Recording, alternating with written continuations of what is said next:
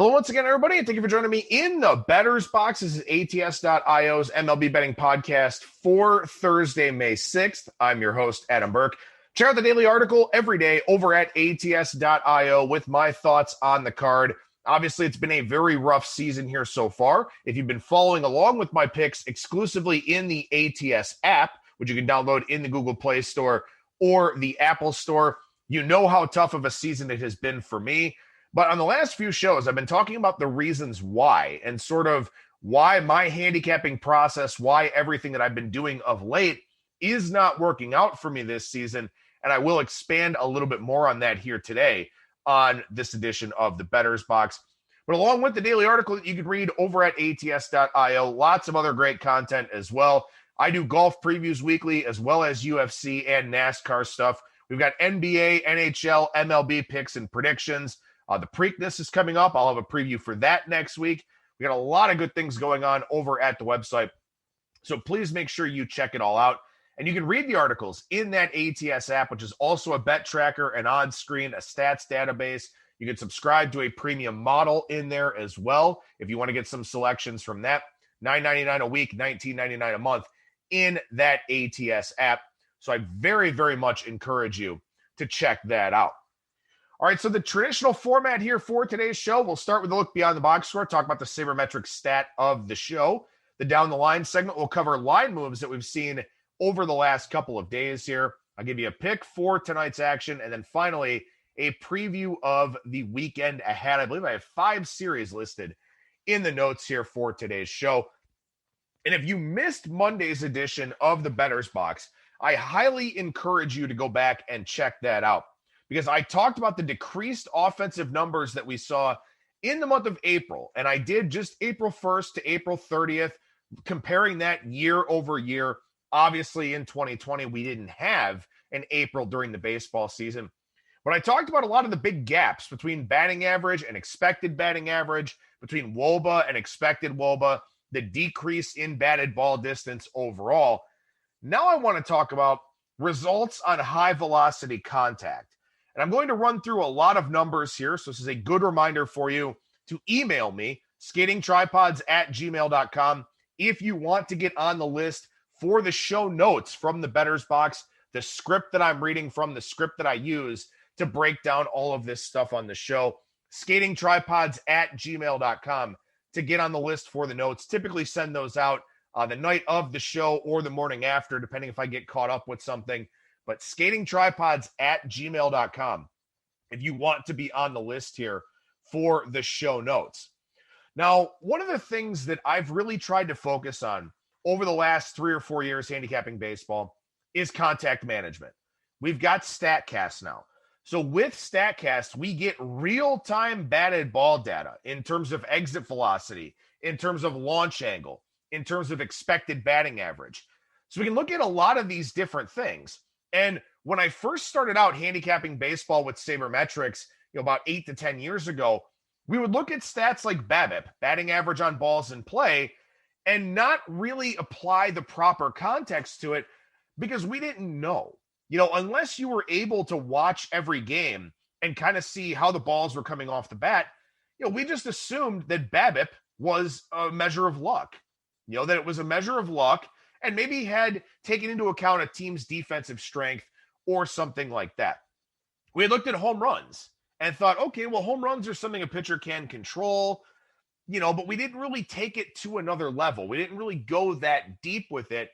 And that's when things like FIP became a lot more popular than ERA and stuff like that, especially as we got kind of into the early stages of this launch angle generation. But StatCast started in 2015. And by 2017, 2018, I was really incorporating that a lot into my handicapping process, where I was looking at the pitchers that stayed off the barrel, the pitchers that showcased their command, not by strikeouts and walks or home runs or anything like that, but by the amount of hard contact that they allowed. Because when you think about contact, when you think about batted balls, this is an obvious statement to make, but it's very important for the context of what I'm talking about. The harder a baseball is hit, the more difficult it is to field. Again, this just makes perfect sense. The harder hit it is, the better the quality of contact is, and also the shorter the amount of time that a fielder has to make a play on that ball. And of course, when you think about contact quality, when you think about high velocity contact, you're thinking about doubles. You're thinking about balls that are crushed in the alley or down the lines. You're thinking about home runs. You're thinking about all of these things that either create runs or create a lot of good run scoring opportunities, because extra base hits give you the chance to score runs easier than walks and singles do. And when you think about this current environment for baseball, where the strikeout percentage has gone up every single year for a long period of time now, and we're on pace to set yet another record this year, when you think about how often hitters are striking out, they're striking out just shy of 1 out of every 4 plate appearances nowadays. So you've got to have doubles, you've got to have triples and home runs, and these things that really put you into good situations to score runs or have actually scored runs by hitting a home run. So one of the things that I really looked to focus on were these contact metrics. And another reason why I did it is because a lot of times we would see line moves, a low ERA, a high FIP, boom, line move. High ERA, low FIP, boom, line move. And these things are still out there in the marketplace, but now with more advanced data, we can apply a lot more context to these things.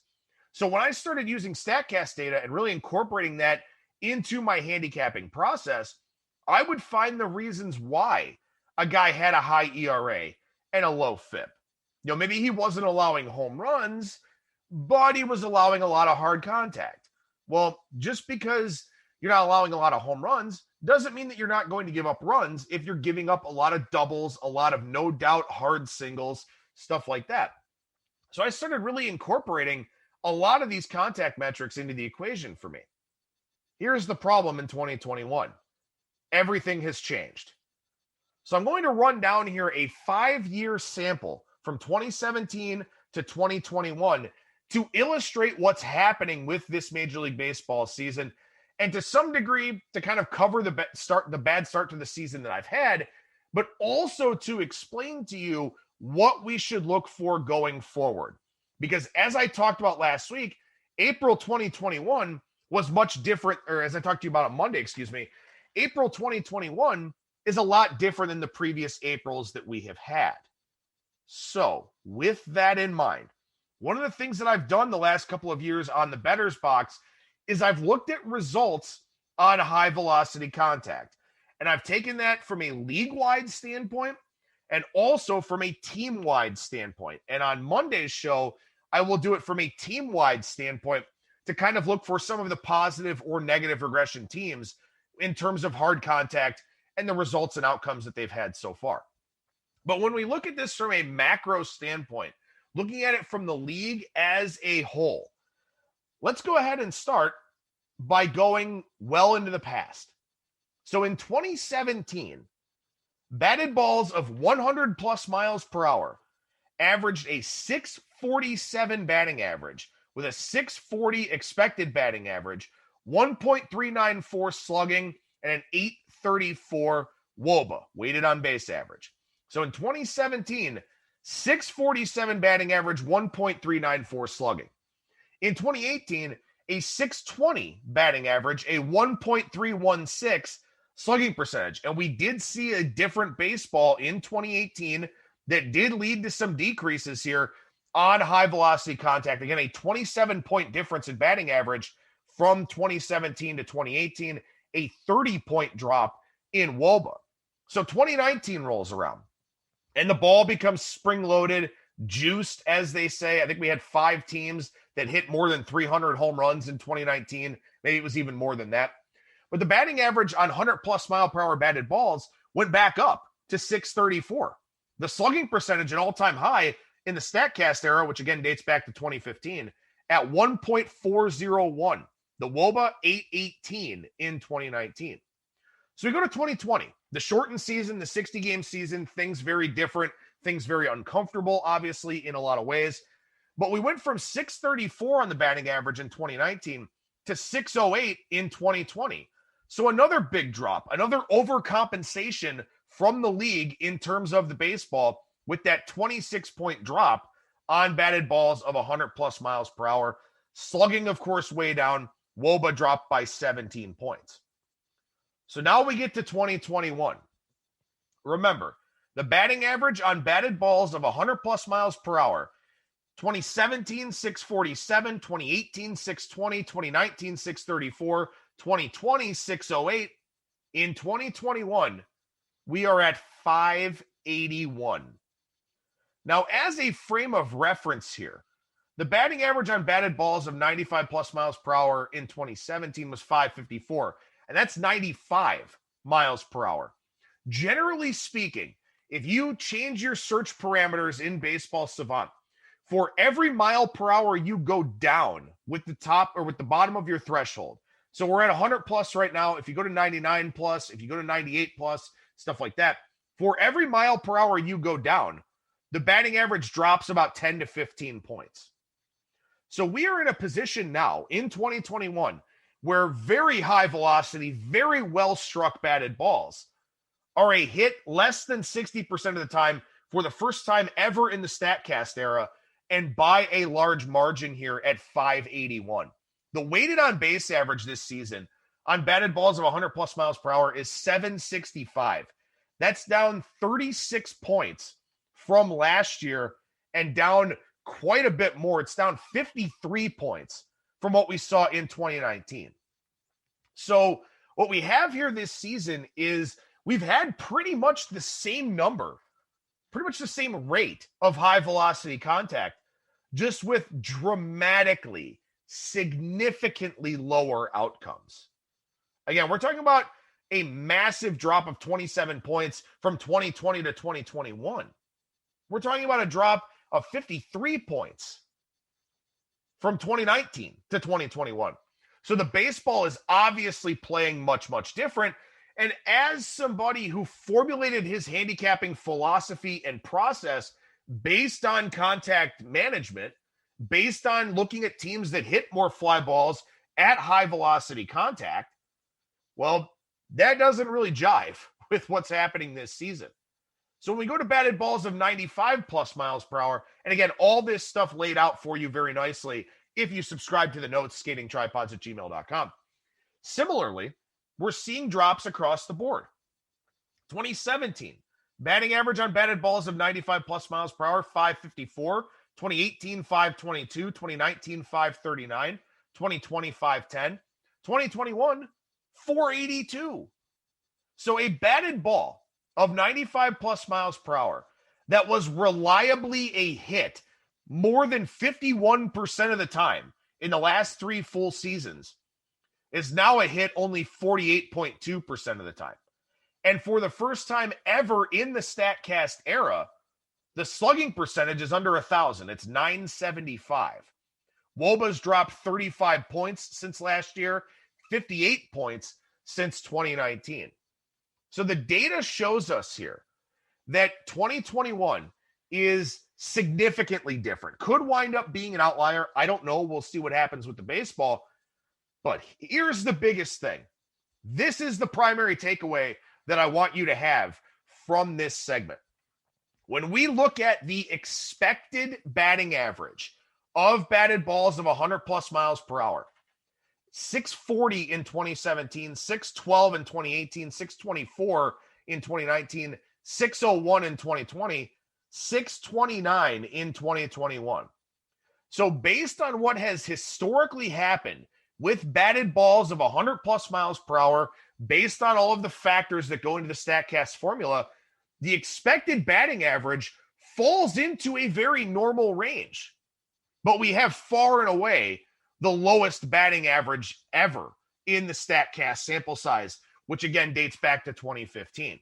It's the same thing with batted balls of 95 plus. Expected batting average this year of 530. That's in line with 2019. That's in line with the 2019 season with the juiced baseball based on the contact quality we've had this season. But the batting average, 57 points lower at 482. So this is quite significant, quite substantial data here that we're looking at. And again, it helps to at least somewhat explain the bad start to the season that I've had. because my handicapping style has this big emphasis on contact quality, lineups that have it versus lineups that don't, pitchers that allow it versus pitchers that don't, hard contact is just simply not yielding the same types of results that we've seen in the past. So this run environment that we're currently in will continue to be low, I think. I don't think anything dramatically changes here. And the problem with all of this is that with fewer positive outcomes on this high velocity contact here, it has created, at least in my estimation, a higher variance environment. Because one of the strengths that I used to have was isolating games where you'd have one pitcher who did a good job limiting hard contact, another pitcher that didn't. And so I would fade that guy who gave up a lot of hard contact, and with success usually. Now, it's not really the case because giving up hard contact isn't as bad as it used to be. So it has created a much higher variance environment, at least as far as I'm concerned. One of the things I've talked about is I believe that's the reason why underdogs have done so well straight up this season, just simply because bad pitchers, guys with bad command, are not being hurt nearly as badly as they have been in the past. And to add another layer to this, like I talked about previously, performance with runners in scoring position is way down. So when you've got fewer chances and you have a higher variance environment, because a lot of teams are just bad across the board, it's just whether or not it's your night or not to get those key hits, it creates a very difficult environment for betting. So this isn't to make excuses. This isn't to cover my ass. This is simply to say to you that things have fundamentally changed this season. And I think I've put together a very comprehensive breakdown over the last few shows about how different things actually are. But also to say that, if you're a guy that allows a lot of hard contact and you've got bad command, it probably won't hurt you as much this season as it would in previous seasons. So when you go and you look at that pitcher and you say, oh, this guy's got a 3.75 ERA this year with a 4.25 FIP, but the last 3 years he's had an ERA of 4.75 with a 5 FIP. Well, that guy may not regress to the same degree this season because the baseball is much, much different. So it's very hard for me as somebody who uses a regression analysis handicap at an individual player level to just automatically assume that a lot of these things will come to fruition. So it is a very difficult baseball season to bet right now with the process that I have, with the process that I think a lot of people have out there. And so, we have to make adjustments. We have to make changes and sort of decide, what we can do a little bit differently. But again, when you go from looking at a pitcher's hard hit percentage, which is percentage of batted balls put in play at least 95 miles per hour, all of a sudden that's not a hit half the time, only 48.2% of the time. That really changes the game in a very, very big way. So as I'm going through researching all of this data, talking about it here on today's show, talking about it on the last few shows, I'm starting to try and create a profile in my mind of what I want to do handicapping going forward with this baseball season. And it is very much a work in progress. It is something to where, I have to get a little bit uncomfortable. I have to go out of my comfort zone because the things that I've used and the things that have worked the last several years are not working this year. And what's triply frustrating, quadruply frustrating about it is that this may be a one-year outlier. And next year, the ball will probably play differently, probably be a little bit more neutral relative to that full sample size that I've been talking about. So very difficult at the outset of this season, to say the least. And when we look at just some of the teams that are kind of outliers here, I talked about some play on and play against teams on Monday's show, and so far the returns on those have been pretty good. But you look at a team like the White Sox, for example, they are 24th in number of batted balls hit 95 miles per hour. They are 30th in fly ball percentage, dead last. So I would have looked at this profile last year and said, I hate this. I hate this team's offense because I look for hard contact and I look for fly balls.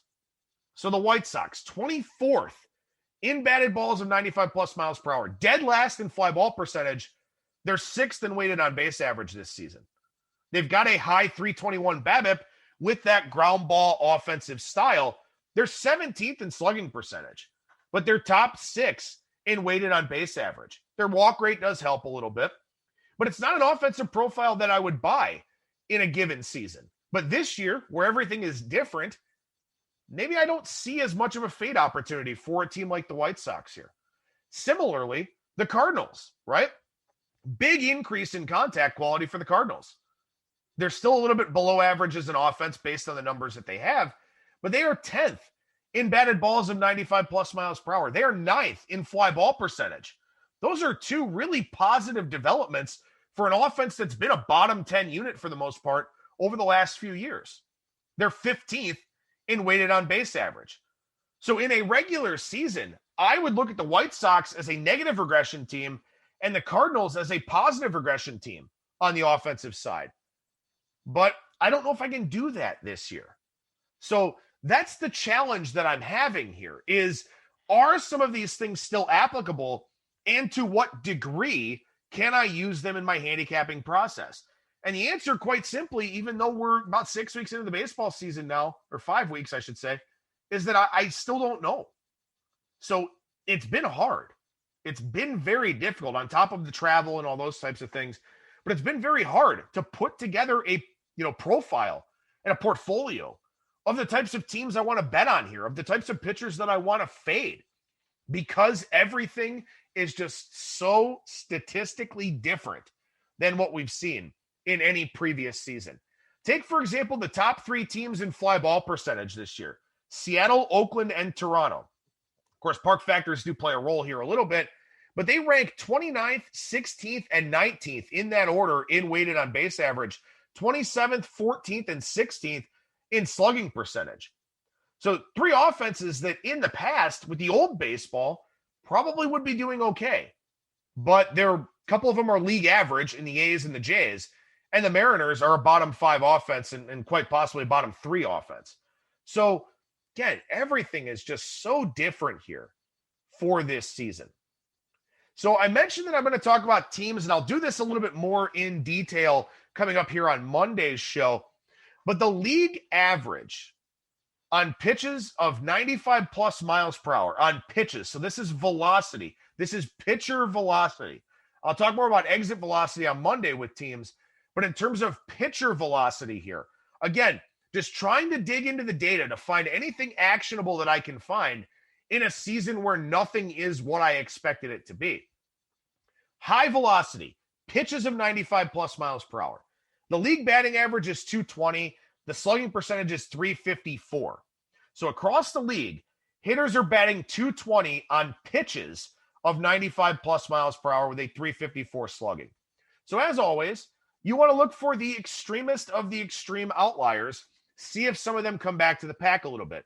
Like the Pittsburgh Pirates, for example, they're batting 139 on fastballs of 95 plus miles per hour, 221 slugging percentage. The Indians, 154 batting average, 282 slugging. The Cubs, 163 and 270. Yankees, 166 and 262. You would not expect a team like the Yankees that makes the contact quality that they do to be a bottom 5 offense against high velocity pitches. The Yankees offense is one of the biggest positive regression candidates in all of baseball as far as I'm concerned. So they are a play-on team, and we have seen money on them throughout this series here against the Astros. The Marlins batting 180 on high-velocity pitches, 307 slugging. Tigers 180, 203 slugging. And the White Sox 190 with a 280 slugging percentage. So pitches of 95 plus miles per hour.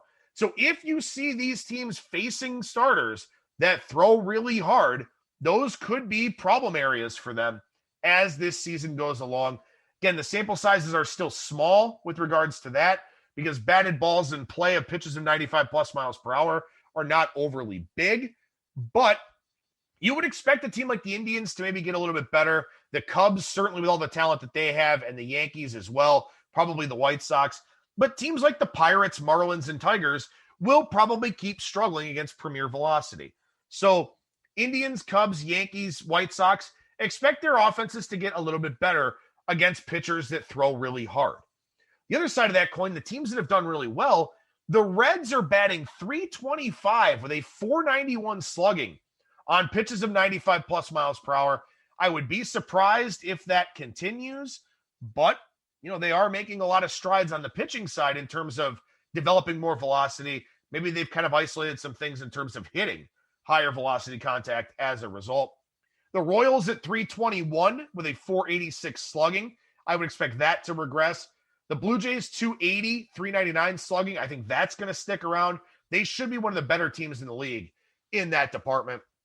Houston batting .270 on pitches of 95 plus, .393 slugging. That seems fair. And the Rockies, .260, .490 slugging. That should come down, but Coors Field definitely playing a role there with that. So gave you a lot of numbers here on today's show. Just to sort of wrap up that part of the segment, high velocity contact is not as beneficial as it has been in the past. So pitchers that allow a lot of it are having more success than I would have expected them to coming into the season. It's not nearly as hurtful for guys that don't have good command, which I think is a big reason why we've seen a lot of underdogs winning games here early on in the season. I don't think that this changes. I think it could lead to a lot of parity. Maybe some teams do make better adjustments than others. Maybe more pitchers do start pitching to contact, as I speculated on Monday, where walks are a problem. High velocity contact is not as much of a problem. So guys may start pitching to contact a little bit more if they've got the higher walk rates, if they have that capability to do that. Maybe they don't nibble as much, something like that. But here's another follow-up point to everything that I'm talking about here. Maybe we need to focus more on defense because fielders are going to get more fielding opportunities on balls that they can actually handle. The increased drag on the baseball is slowing it down en route to the fielders, which is a big reason why batting average is so low to go along with shifts and just, that the fact that the baseball is deader in general. But maybe we need to focus more on defense. So the sabermetric stat of the show here today is defensive runs saved. And you can find this over on Fangraphs. When you go to the team splits pages for batting and pitching, you can click on the fielding box and it'll show you all of the team stats from a fielding standpoint. Now, defensive runs saved is calculated by an analytics company, called the Fielding Bible. They pull their data from Baseball Info Solutions. Now, this is a +1, -1 kind of system relative to how often plays that fall into these fielding buckets are made based on actual results. So essentially what they do is they take batted ball type, hit speed, and direction, and they put it all into their big hopper. They track these things by hand, and they basically look at how often plays that are similar are made. So, for example, if a fielder makes a play that gets made 25% of the time, that's worth 0.75 defensive runs saved. Now, on the flip side, if that play is made 25% of the time and the fielder doesn't make it, well, that's minus 0.25 defensive runs saved. And this is an integer system, so it is +1, -1. It is rounded up or rounded down. But essentially, you earn defensive runs saved for plays that are made, and you lose defensive runs saved for plays that are not made. If a play is made 100% of the time, let's say it's a pop up to third, lose it in the sun, the wind takes it, whatever else. If it's a play that's made 100% of the time and you don't make that play, that's -1 defensive runs saved. If it's a play that's made 60% of the time and you don't make that play, that's minus 0.6 runs.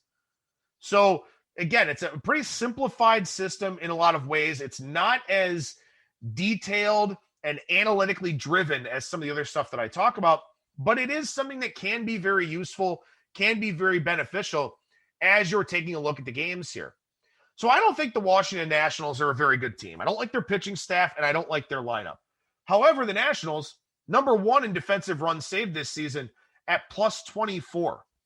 The Padres, number 2, +15. White Sox, number 3, +14. Brewers, number 4, +13.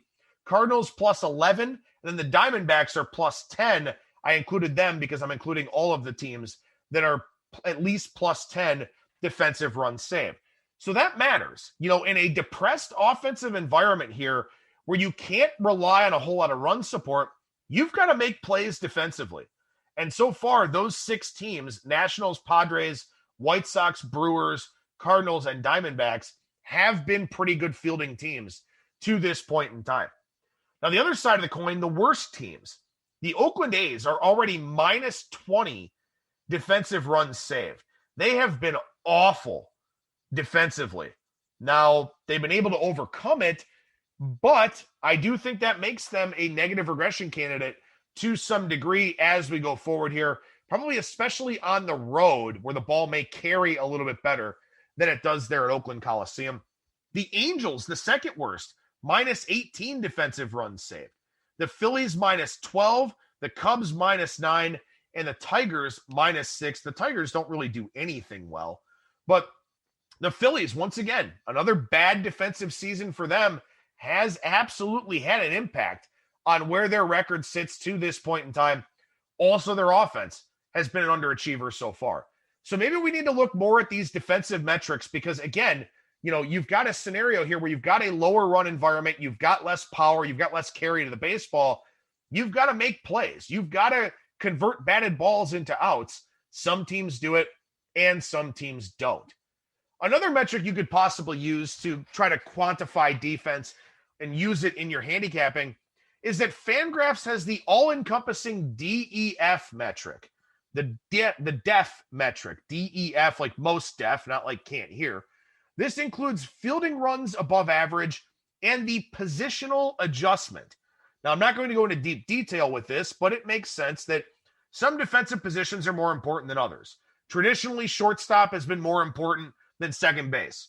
Traditionally, center field has been more important than left or right field, stuff like that.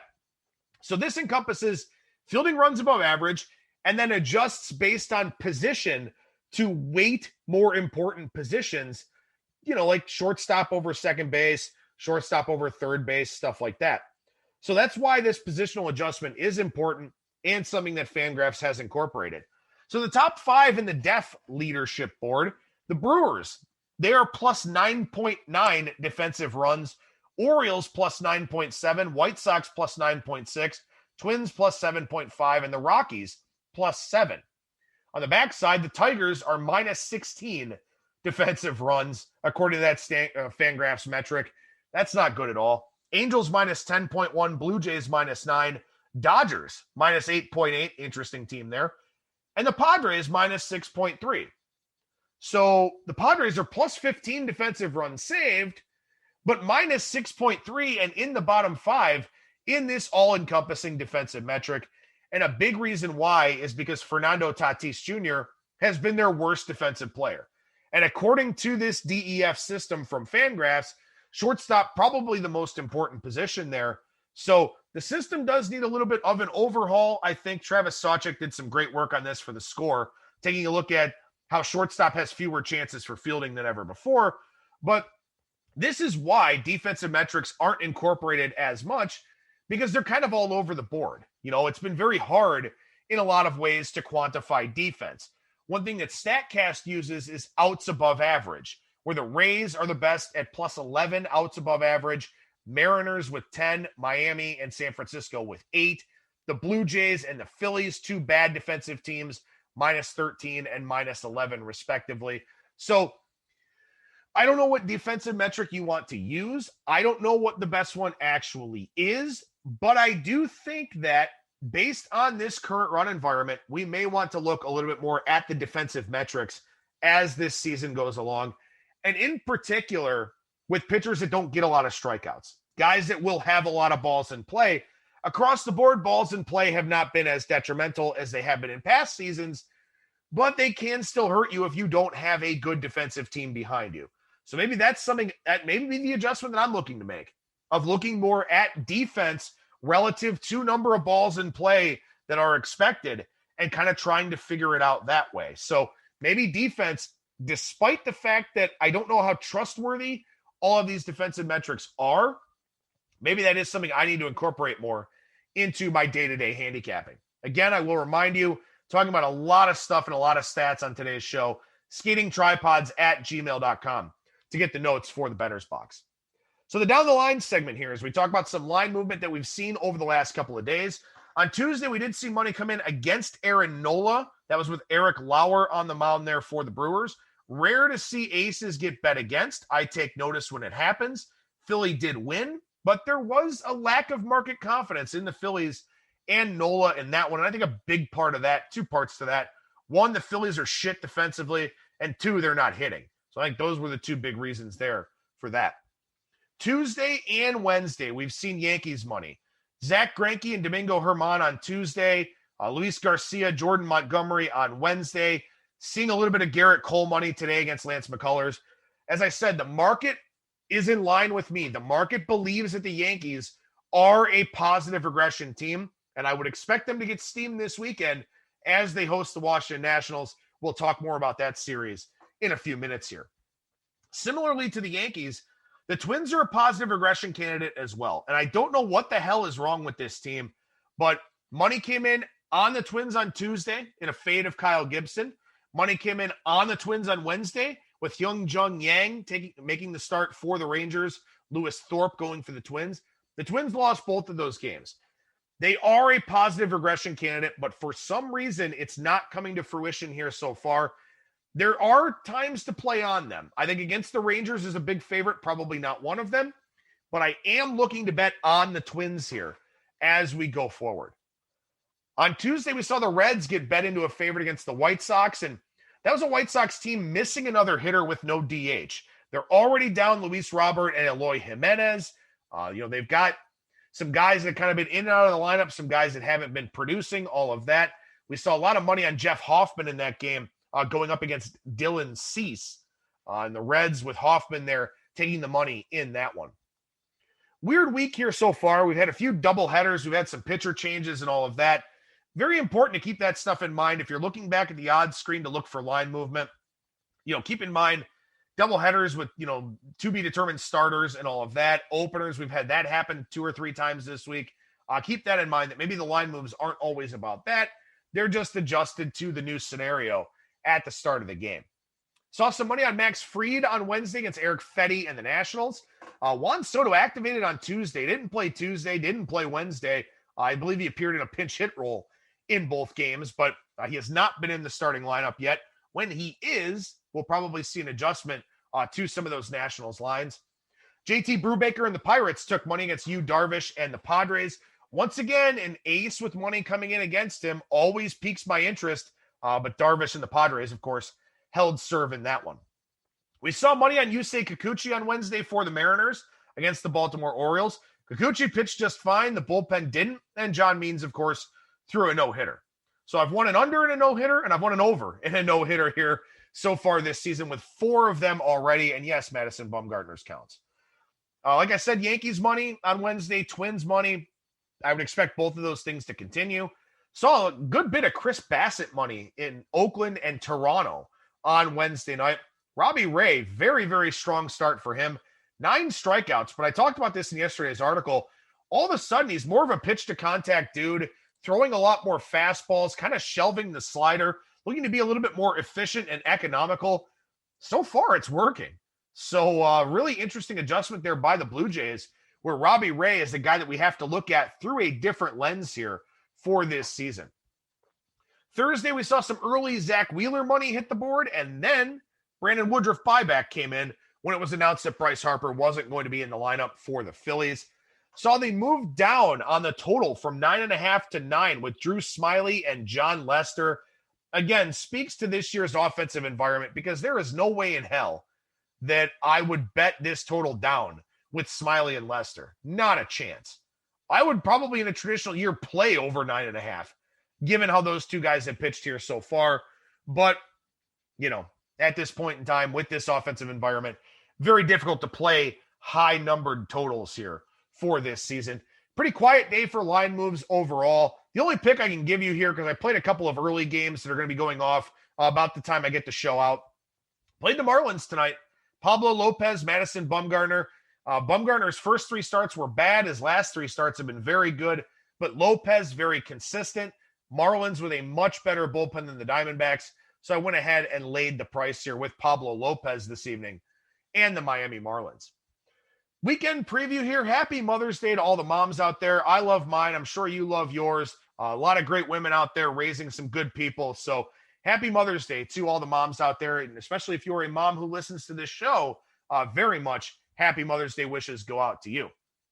Mariners and the Rangers here. Chris Flexen and Mike Foltynewicz on Friday. LJ Newsome is listed as the starter for Saturday, but he did work in relief on Wednesday. So we'll see if he remains in line for that. If so, he'll face Dane Dunning in that game.